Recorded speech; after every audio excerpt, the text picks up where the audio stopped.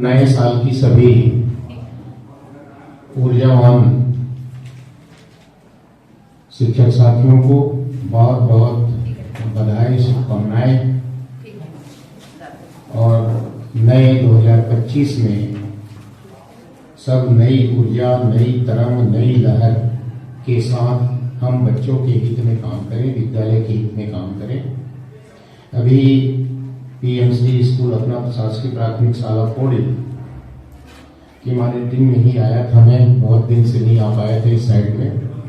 और मजेदार बात ये बताऊं कि मेरे पास आज कोई काम नहीं था, है ना। एक दो काम है जिसको शाम को कर लेंगे यहाँ से जाने के बाद। मैं कहा नहीं, सदुपयोग समय का होना चाहिए। और उस उद्देश्य से इधर आया था। पता चला कि यहाँ पर आप सभी शिक्षकों की बैठक है। बहुत अच्छा लगा कि जो भी बात हम ब्लॉक में जो बात बताते हैं वह बात आप तक पहुंचती है। और मैं अपेक्षा करता हूं कि अक्षरशः उनका पालन करें, क्योंकि जो बात कल हुई थी वो बात मैं ही बता दूं। बाकी आपका जो काम है ये क्या चर्चा पत्र, इस पर चर्चा हो मेरे पास। सीधा इन लोग बताएं नहीं उस चीज को। जो बैठक मैंने कल लिया था उस बात को आप लोगों को अवगत करा देता हूं। पहली बात, उसमें जो है कक्षा 5वीं और 8वीं की ये परीक्षा होगी और एकीकृत परीक्षा होगी। ध्यान रहे, जिस तरह से आप 5वीं 8वीं की परीक्षा पास करके 9वीं में गए, 6वीं में गए, वही बात यहाँ पर भी लागू होगी। तो आप जो हैं, आप सभी जो खासकर 5 और कक्षा 8 को पढ़ाने वाले जो शिक्षक हैं, ये इस तरह से प्रचार प्रसार करें। यदि हेड मास्टर हैं तो अच्छी बात है, नहीं है तो सहयोगी शिक्षक हैं। हेड मास्टर को कल जाके बता देंगे कि पहले जाके सी स्कूल में एसएमसी का बैठक बुला लेंगे और उनको बताना है कि इस साल यदि प्राइमरी स्कूल है तो 5 की परीक्षा, बोर्ड की परीक्षा होगी। 8 तक है तो वहाँ का हेड मास्टर उनका बैठक बुला करके बोलेंगे कि कक्षा 8वीं की बोर्ड की परीक्षा होगी। इस पर युद्ध स्तर पर तैयारी शुरू हो गई है ऊपर के कार्यालयों में। आपको तैयार रहना है कि परीक्षा जो है वो बोर्ड की तरह होगी। यहाँ तक जेडी साहब की बात हो रही थी तो जेडी साहब बोले हैं कि कॉपी जो है उत्तर पुस्तिका, परीक्षा के बाद जो उत्तर पुस्तिका होगी उसको हम दूसरी जगह चेक करवाएंगे। हो सकता है इंटर ब्लॉक कर दें, कोटा ब्लॉक का मसूरी जा सकता है, बिल्हा जा सकता है, तखतपुर जा सकता है। तो अब ये बहानाबाजी भी नहीं होगी। ठीक है, अपन सहमत हैं इसमें? बिल्कुल। एक चीज, दूसरी चीज, कोर्स जिसका पूरा नहीं हो पाया है, चाहे वो अंग्रेजी का हो, गणित का हो, पर्यावरण का हो, हिंदी का है ना, इनको जो है आप कोर्स पूरा कर लें। 31 जनवरी तक पूरा कर लें, फरवरी में रिवीजन करवा लें, मार्च में परीक्षा संभावित है। और उस तरह से कराएं जिस तरह से बोर्ड की परीक्षा लिखने जाए बच्चे, उस तरह से कराएं।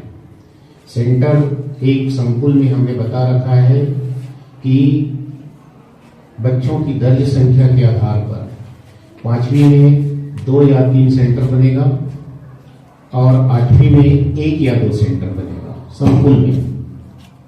और इसकी परीक्षा प्रधान पाठक लेंगे। 5वीं की परीक्षा 5वीं का प्रधान पाठक लेंगे। 8वीं की परीक्षा मिडिल स्कूल का प्रधान पाठक लेंगे। मान लो वहां पर उपलब्ध नहीं हो पाते हैं, हमारे प्रधान पाठक उपलब्ध नहीं हो पाते हैं, तो अगल बगल के संकुल से प्रधान पाठक लेंगे। वहां पर भी प्रधान पाठक नहीं उपलब्ध हो पाते हैं तो 5वीं की परीक्षा मिडिल स्कूल का यूबीटी लेगा, जो उच्च वर्ग शिक्षक में है, नियमित के रूप में या एलबी के रूप में काम कर रहे हैं।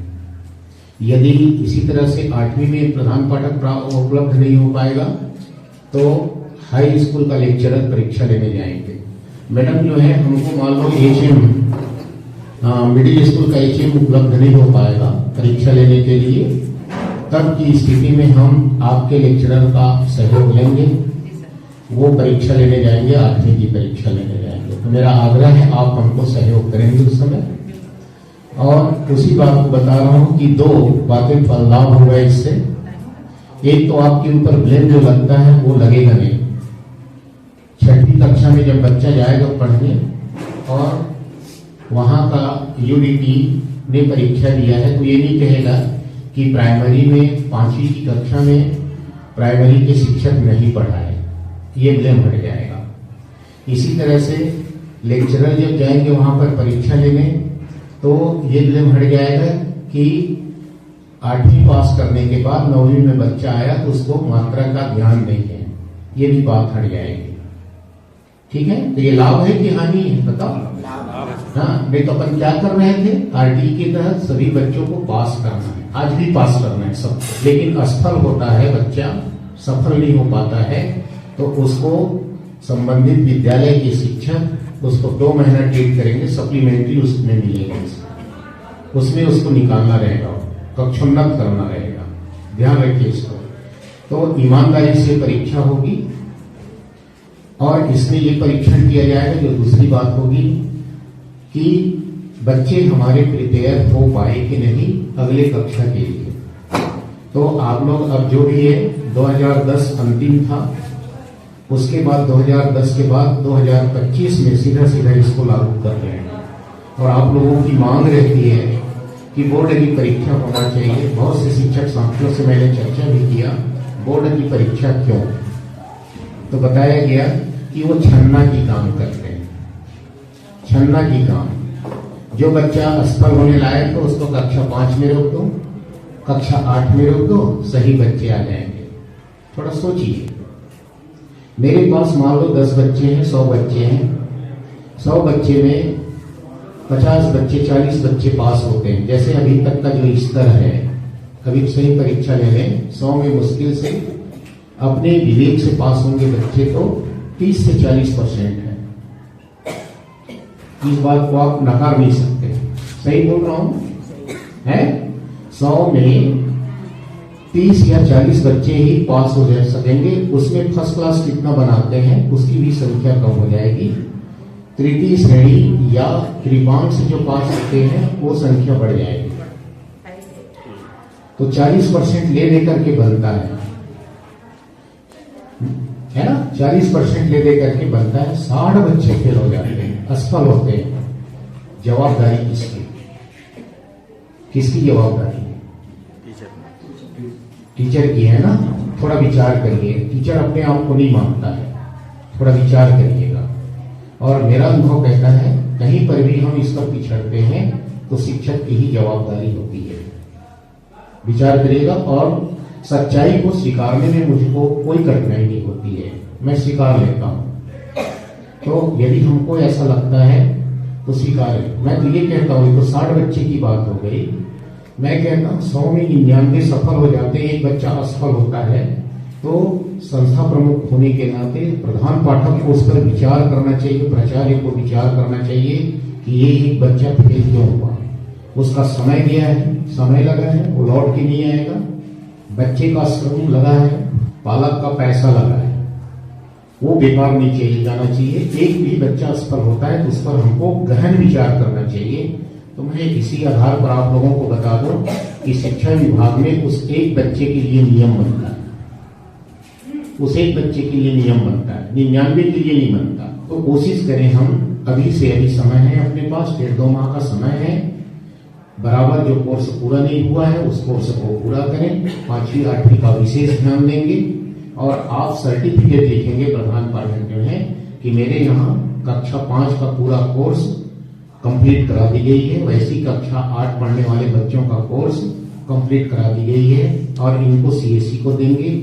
सीएससी सभी स्कूल का इकट्ठा करके अपने पास रखेगा, एक कागज में वो अपना प्रमाण पत्र देगा कि मेरे संकुल में 5वीं और 8वीं का सभी कोर्स पूरा करा दी गई है। मैं एक मैडम से पूछा कि मैडम आपके बच्चे कहाँ जाते हैं, प्राइवेट स्कूल में पढ़े हैं? तो हाँ सर प्राइवेट में पढ़े हैं। मैंने पूछा कि यहाँ भी पढ़ रहे होंगे, वो भी पूछ लेना जो बात कह रहा हूँ। तो उनसे ये पूछना, प्राइवेट स्कूल में जो बच्चे अपने बच्चे को भेज रहे हो तो वहां का जो टीचर आपके बच्चे को पढ़ाता है उसकी क्या योग्यता है? पूछ लेना एक बार, जब टीचर पेरेंट की मीटिंग होती। कितने के बच्चे पढ़ रहे प्राइवेट स्कूल में? कितने के? शर्म की बात नहीं है, तो पढ़ रहे हैं, इधर भी पढ़ रहे हैं। हाँ, 3 4 5 6 देखो सबके पढ़ रहे हैं, 7 है। एक बार जाके पूछना उस टीचर से कि वो टीचर जो आपके बच्चे को पढ़ाते हैं, उस टीचर से पूछना कि आपकी क्वालिफिकेशन क्या है। मैं जब अपने बच्चे को भेजता था, सिर्फ इंग्लिश के कारण मैंने भेजा, लेकिन मुझे अखरता था कि मैं काश अपने गवर्नमेंट स्कूल में इंग्लिश मीडियम की होती तो शायद वहां पर भेजता। ठीक है, यदि उनसे पूछेंगे तो आप देखेंगे, पाएंगे वहां पर आपकी योग्यता उससे कहीं ज्यादा है। मेरा दावा है कि आपकी योग्यता उनसे कहीं ज्यादा है। उदाहरण बता रहा हूं, थोड़ा सा समय लेता हूं, 2 मिनट इसमें। मेरे यहां बेटा जब 9वीं की कक्षा में पढ़ने गया, प्राइवेट स्कूल ही था, अच्छा बड़ी संस्था हो गई है अभी वो। वहां पर जो टीचर पढ़ा रहे थे बीएससी बीएड में मैं उनको पढ़ाया था। जब तक मिला नहीं था तब तक मालूम नहीं था। बालक विज्ञान का विषय पढ़ रहा था, 15 दिन से पढ़ रहा था, इधर पढ़ता आगे बढ़ता, 4-5 पेज पढ़ने के बाद फिर आ जाता पहले पेज में। मैं कहा इसको बताऊं मैं क्यों, जब तक इसका प्यास नहीं है तो बताना उचित नहीं है। वो करता रहा, करीब 15 दिन किया। अंत में पूछा वो मेरे से कि ये मेरा समझ में नहीं आता, रसायन वाला भाग थोड़ा सा है उसमें 9वीं में, ये समझ में नहीं आता, कैसे करो। तो मैंने कहा बेटा जो है 2-2.5 घंटा 3 घंटा का समय निकालो, मैं बताऊंगा। अभी मेरे पास समय नहीं है। समय मिल गया एक दिन, उनको मैंने कहा बैठो, रफ कॉपी ले आओ, पेन मेरे को दो, रफ कॉपी दो, शांति से बैठ के सुनो। बहुत कुछ उनको मालूम था, जो बातें मेरे को आनी चाहिए थी, उनको जाननी चाहिए थी, वो बात उनको मालूम थी। 2-4 प्रश्न किया, बताया। मैं कहा अब इसको समझाया जा सकता है। जब उसको 3-3.5 घंटा लगा, 9वीं और 10वीं का कोर्स पूरा हो गया उसमें, और अंत में उस बच्चे का एक ही था कि पापा हमारे शिक्षक ऐसा क्यों नहीं पढ़ाते। बताने का मतलब समझ रहे हैं ना? मेरे पास जो शिक्षक हो आप लोग या मैं उसमें भी शामिल हूं, बहुत अनुभवी शिक्षक हो, ज्ञानवान शिक्षक हो, आपको किसी बात को कैसे बताना है ये आपके ऊपर है। लेकिन फिर मैं उनके मैडम से मिला, उनके टीचर से मिला, वहां जाके देखा तो उसको मैंने बीएड में पढ़ाया है। सर प्रणाम किया वो, और उन्होंने बताया, अपना नाम बताया। मैंने कहा बेटा कितना दिन हो गया पढ़ाते? तो बोले सर साल भर भी हो रहा है, अभी पूरा हुआ नहीं है। ठीक है, वहां पर अनुभव बीएससी बीएड, ठीक है, 9वीं पढ़ाने के लिए बीएससी पर्याप्त है, लेकिन हम 9वीं से 12वीं पढ़ाने के लिए कौन पढ़ाता है उसको? आप सबको मालूम है। अपने विषय पर पीजी हो, बीएड हो, पीजी यदि नहीं है, बीएससी है या बीए है, तो उसको हम लेक्चरर नहीं बनाते। वेल एजुकेटेड पर्सन को ही हम हाई स्कूल का टीचर बनाते हैं, मिडिल स्कूल का टीचर बनाते हैं, प्राइमरी का बनाते हैं। तो आप लोग सौभाग्यशाली हो कि गवर्नमेंट के टीचर हो, ज्ञानवान हो। दुखद बात यहां पर यह लगती है कि हम अपने खुद के बच्चे को किसी अयोग्य शिक्षक के पास भेजें, ये दुख लगता है। इस बार जरूर पूछना कि आपकी क्वालिफिकेशन क्या है जो प्राइवेट स्कूल में पढ़ा रहे हैं।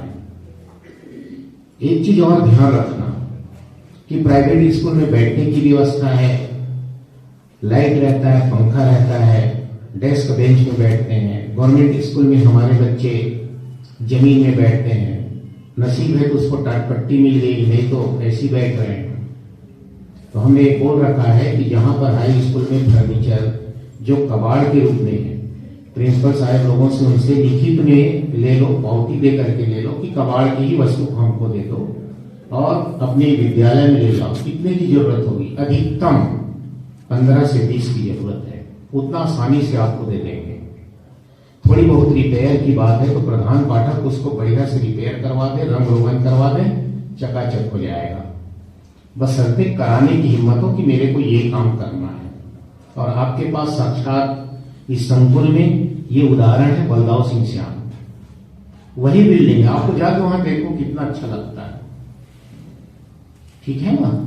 तो आप चाहो तो कर सकते हो, बहुत कम पैसा में, उतना जो है उतने पैसे में आप पूरे बच्चों को बैठा लोगे और किसी को गिफ्ट दोगे तो उससे कहीं ज्यादा पैसा लग जाएगा। थोड़ा सा बस आप इस काम को करें तो आपका भी स्कूल अच्छा हो जाएगा। यदि शहर में देखें तो रिक्शा चलाने वाला, झाड़ू पोछा करने वाली या मजदूरी करने वाले, दिहाड़ी मजदूरी जो करते हैं, उनके बच्चे हमारे विद्यालय में आते हैं और मुझे गर्व होता है कि मैं उनके बच्चों के शिक्षक हूं। यहां पर गांव में वो स्थिति नहीं है, यहां पर विकल्प नहीं है। गवर्नमेंट स्कूल के सिवाय प्राइवेट स्कूल नहीं है, तो उनकी मजबूरी है। गांव का कौटिया है तो भी वो अपने बच्चे को यहीं भेजेगा। उनके घर में जो काम करती है भाई, उसके भी बच्चे यहीं पर आते हैं गांव स्तर में। तो हम उन्हीं बच्चों के शिक्षक हैं। आप गौरवान्वित अपने आप को महसूस करो कि जिसका कोई नहीं, उनके शिक्षक हम हैं। गौरवान्वित महसूस करो। प्राइवेट की तुलना करोगे आप हमेशा असंतुष्ट रहोगे। प्राइवेट में काम सुबह से बुलाते हैं, 9 बजे से बुलाते हैं, 5 बजे छोड़ते हैं। तनख्वाह की जब बात आती है तो किसी को 4,000, किसी को 5। किसी प्रकार का यदि आपके शरीर में अवगुण है, अवगुण का मतलब कोई नशा पान कर रहा है, कोई और जुआ सट्टा खेल रहा है, उसके लिए आप पैसों का पहाड़ लगा दो तो भी उसके लिए कम है। अवगुण दूर करो, फालतू शौक मत पालो, अपने बच्चों के लिए बचाओ उसको, जो फालतू खर्च कर रहे हैं उसको। कभी भी घर में भी फ्रिक्शन नहीं आएगा पति पत्नी के बीच में, बच्चे भी खुश रहेंगे, सब ठीक होगा। अपने अवगुण को बस दूर कर लो, ठीक है। तो ये अपने आप को आप लोग पहचानो। हमारे शिक्षक अपने आप को पहचान नहीं पा रहे हैं। दिक्कत ये है, मैं शिक्षक हूं, अमुक विद्यालय के शिक्षक हूं, वहां ये बच्चे आते हैं जिसको मैं पढ़ाता हूं, पढ़ाती हूं, और ये मेरे सिवाय कोई दूसरा नहीं पढ़ा पाएगा। ये बात नहीं आ पा रही।